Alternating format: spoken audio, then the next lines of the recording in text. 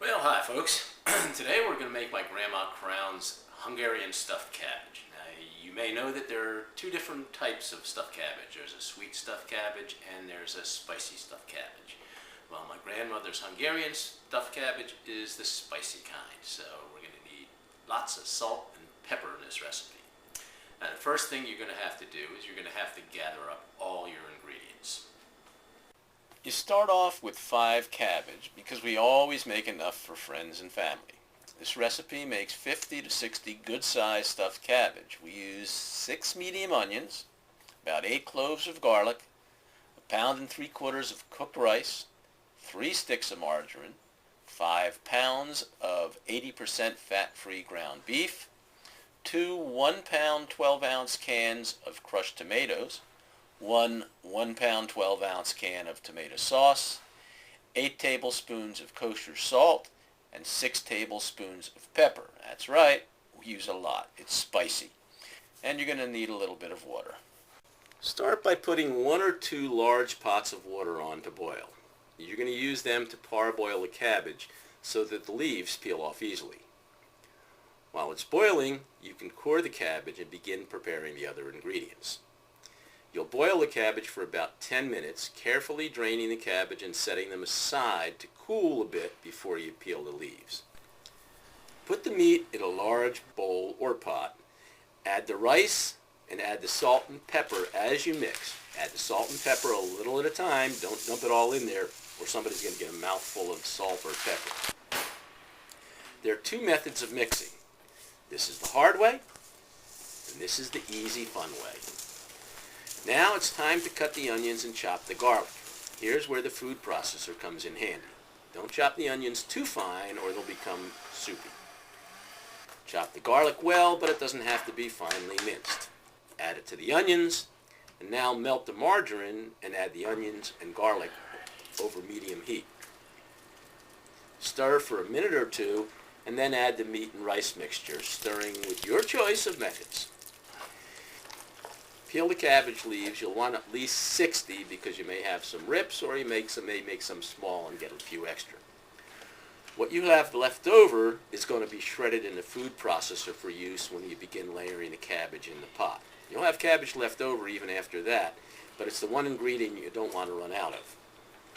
Start by putting a good layer of shredded cabbage on the bottom of the pot. Now it's time to fill and roll the cabbage. There's a thick vein at the bottom of each leaf that needs to be removed. Do that and then roll it like this. The amount of filling you use is up to you.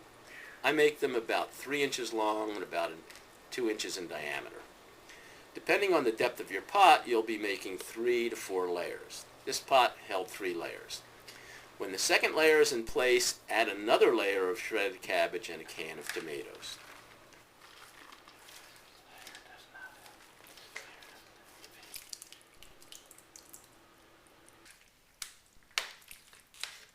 Add another layer of cabbage rolls, about a cup of water, and the can of tomato sauce.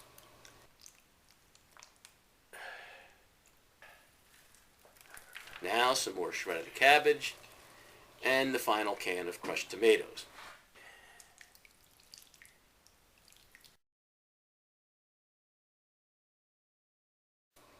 The final step is to add just enough water so that you can see the liquid around the cabbage. This pot is actually a bit too full and there's going to be some boil over, but that's not going to affect the taste. It's going to make my cleanup a lot messier. Now put it on medium heat until it begins to boil. Lower the heat and simmer for about 1 hour and 15 minutes. Turn the pot every 10 to 15 minutes so that the cabbage at the bottom doesn't burn. When the time is up, it's time to test the cabbage. The way we do that is we take one off the top, see if it's done, and see if it's done. If it's done, we're done. If not, we put it back on for a little while.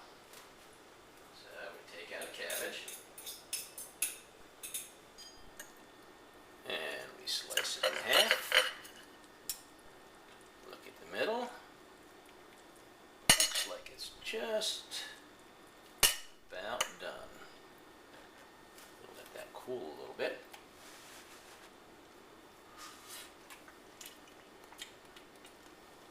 Yeah, that's done.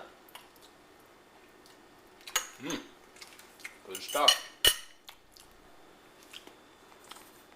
Now you can just let it sit on the stove for about a half an hour to let those flavors really develop.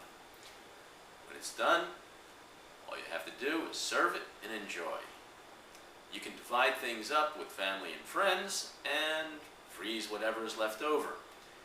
If it's frozen, before you heat it again, just take it out, let it defrost, put it in the oven for about 30 minutes at 350, and you're ready for another great meal.